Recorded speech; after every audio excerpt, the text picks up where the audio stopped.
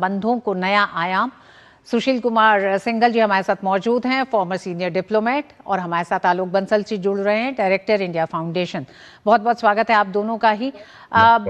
सबसे पहले सुशील कुमार जी, आप ही के पास आना चाहेंगे। लगातार एफटीए को लेकर भारत ईयू के बीच बात चल रही है और हमने देखा वर्ल्ड इकोनॉमिक फोरम के मंच पर भी जब ये कहा गया कि किस तरह से भारत और ईयू के बीच ये समझौता मदर ऑफ ऑल डील्स होने जा रहा है, और उसके बाद रक्षा सुरक्षा के क्षेत्र में एक बड़ा समझौता जो आने वाले समय में एक तरह से रणनीतिक एजेंडे को गति देगा भारत और ईयू के बीच।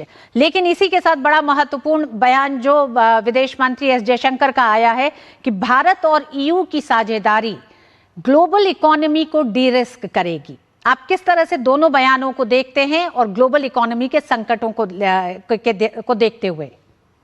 देखिए, बात यह है कि ये जो दोनों बयान एक दूसरे के कॉम्प्लीमेंट्री हैं। और भारत और ईयू की अगर आप पॉपुलेशन को देखें तो 2 बिलियन पीपल इकट्ठे, मतलब 200 करोड़ लोगों की पॉपुलेशन है, और ये दोनों मिलकर के 25% जो ग्लोबल जीडीपी है उसको रिप्रेजेंट कर रहे हैं। तो ये जो एफटीए साइन हो रहा है, जिसकी घोषणा होने की संभावना है अगले हफ्ते, ये केवल 2 देशों या ग्रुप के बीच बात नहीं है, पूरे ब्लॉक पूरा होने की बात है। एक मेरे ख्याल से ये एक पैराडाइम शिफ्ट जिसको बोलते हैं वो होने वाला है, स्पेशली आज की स्थिति में। जैसा कि हम जानते हैं कि कितनी उथल पुथल हो रही है, कैसे जो टैरिफ को एक हथियार की तरह इस्तेमाल किया जा रहा था पॉलिटिकल पर्पस के लिए। तो ये जो एफटीए की जो घोषणा होने वाली है, लेट मी टॉक, अभी मैं एफटीए के बारे में बात कर रहा हूं जी। एफटीए जो है ये दिखाएगा, रीअश्योर करेगा दुनिया को कि रूल बेस जो ट्रेड है उसके लिए डिमांड है और क्षमता है। जब 2 ब्लॉक इस तरह से बात कर रहे हैं तो एक दूसरे देशों को एक रास्ता दिखाई देगा कि अभी जो दुनिया में रूल बेस जो काम है उस पर कोई रोक नहीं लगी है। कोई 1 या 2 देश कुछ भी करने की कोशिश करें, और इसमें जो फायदा होने वाला है दोनों को ही हमें फायदा होगा। भारत को भी फायदा होगा, यूरोपियन यूनियन को भी फायदा होगा। जैसा कि अभी इसमें मोड 3 मोड 4 के बारे में भी बात हुई है, क्योंकि एक बहुत बड़ा ये ब्लॉक था कि वो उस पर रेसिस्टेंस थी, लेकिन अब यूरोपियन यूनियन ने उस बात को, जो भारत की रिक्वायरमेंट डिमांड थी, उसको भी माना है। तो इसमें ये जो होने वाला है एफटीए, उसमें मार्केट एक्सेस जो बैरियर्स थे वो खत्म होंगे, एश्योर्ड मार्केट मिलेगा, और जो उसमें अभी उनके जो विदेश की जो उनकी जो है यूके की फॉरेन पॉलिसी चीफ हैं, उन्होंने जो अपना बयान दिया उसमें उन्होंने बताया कि सप्लाई चेन जो आजकल जो है उस पर बड़ी प्रॉब्लम खड़ी हो रही है, वो एक रीअश्योरेंस उसमें आएगी। तो इसमें जो आएगा, ये जो अल्टीमेटली जब इसका ये पालन होगा, अभी समय लगेगा क्योंकि अभी तो घोषणा होने की बाकी बात है। उसके जी हाँ, बाद 27 जनवरी को ईयू और भारत का शिखर सम्मेलन है, ये 60वां शिखर सम्मेलन होने जा रहा है। आलोक बंसल जी, रक्षा सुरक्षा समझौते को लेकर हम जान रहे हैं एफटीए पर लगातार बातचीत चल रही है। कुछ बिंदुओं पर, कुछ महत्वपूर्ण बिंदुओं पर इस समय दोनों देशों के बीच बातचीत है, लेकिन उससे पहले इस बात का ऐलान कर देना आप किस तरह से देखते हैं? क्योंकि इस ऐलान के साथ ही जब वो ये भी कहती हैं कि आज की खतरनाक दुनिया में मिलकर काम करना दोनों देशों के लिए तो फायदेमंद है ही, बल्कि एक ग्लोबल ऑर्डर को स्टेबलाइज करने की दिशा में भी, रेजिलिएंट सप्लाई चेन्स के लिए भी बहुत महत्वपूर्ण है भारत और ईयू का रक्षा सुरक्षा समझौता।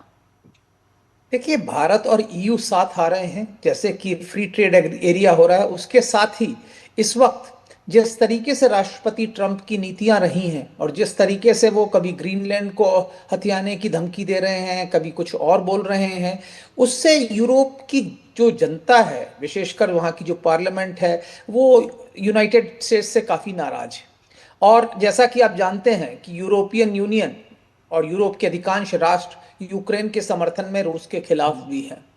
तो ऐसे में यूरोप को एक नए सुरक्षा सहयोगी की आवश्यकता है, और ऐसा सहयोगी जो जनतांत्रिक व्यवस्था भी हो, एक बड़ा देश भी हो, बड़ी अर्थव्यवस्था भी हो, बड़ी जनसंख्या भी हो, वो भारत ही है। और इसमें ऐसा लगता है कि ईयू को लगता है कि अब जिस तरीके से अमेरिका की गतिविधियां हैं उसके बाद नेटो का रेलेवेंस जो है धीरे धीरे खत्म हो जाएगा। तो अगर नेटो खत्म होता है तो यूरोप को एक नई सुरक्षा नीति की आवश्यकता है, एक नई सुरक्षा सहयोग की आवश्यकता है। और मेरे ख्याल से भारत और ईयू के बीच में कॉम्प्लीमेंटेरिटीज बहुत ज्यादा है। ईयू के पास तकनीक है, टेक्नोलॉजी है और प्रोडक्शन फैसिलिटीज हैं। और भारत के पास आज की तारीख में एक अर्थव्यवस्था है, बड़ी अर्थव्यवस्था है, संख्याएं हैं और सशस्त्र सेनाएं हैं।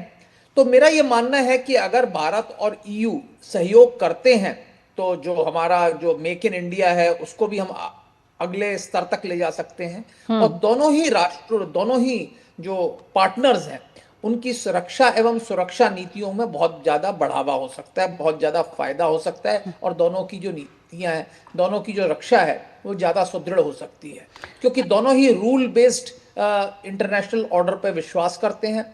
और ईयू की सारी शक्तियां जो है जनतांत्रिक हैं, उसी तरीके से भारत एक जनतांत्रिक व्यवस्था है। तो एक डेमोक्रेसीज और रूल बेस्ड इंटरनेशनल ऑर्डर के मद्देनजर भारत और यूरोपियन यूनियन के बीच में जो समझौता हो सकता है, जैसा कि आप जानते हैं भारत के अंदर काफी ऐसे उन्नत रक्षा सामग्रियां हैं जो हम यूरोप से ले रहे थे, जैसे कि रफेल जेट हो गया या पहले हमने पनडुब्बियां ली हैं।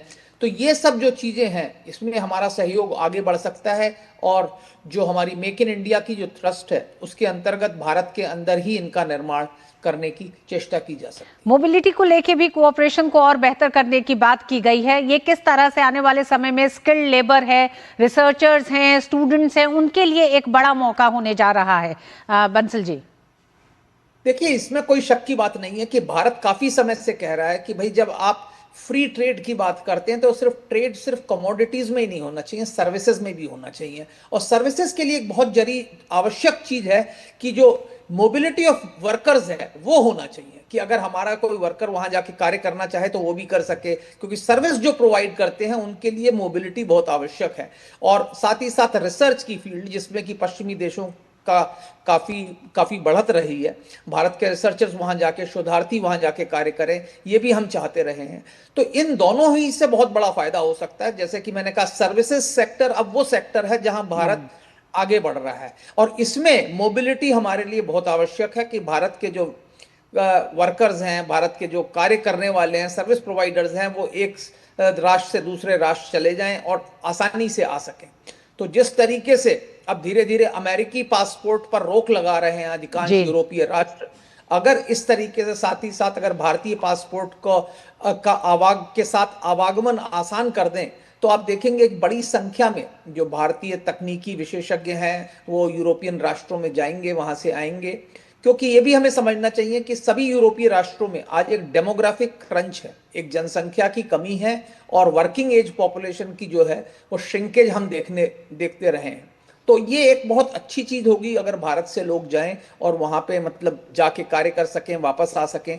तो इससे दोनों का ही फायदा होगा। यूरोपियन संघ को कार्य करने वाली एक वर्कफोर्स मिल जाएगी, भारत की अर्थव्यवस्था के लिए अच्छी होगी, और जो एम्प्लॉयमेंट जनरेशन की बात है, जो रोजगार की बात है, उसमें भी भारत में बहुत तरक्की होगी। भारत की जो सर्विस प्रोवाइडर कंपनीज हैं उनके लाभ में भी काफी बढ़कर इजाफा होगा। बिल्कुल आलोक जी, 27 तारीख को भारत और ईयू के 60वां शिखर सम्मेलन होना है। शिखर सम्मेलन से पहले दोनों ही देशों ने बहुत साफ कर दिया है कि आने वाले समय में ईयू के साथ जो समझौते हो रहे हैं वो सिर्फ दोनों देशों के हितों तक सीमित नहीं है, बल्कि वैश्विक ऑर्डर, ग्लोबल वर्ल्ड ऑर्डर को भी स्थिर करने में इन दोनों देशों की महत्वपूर्ण भूमिका होने जा रही है भविष्य में।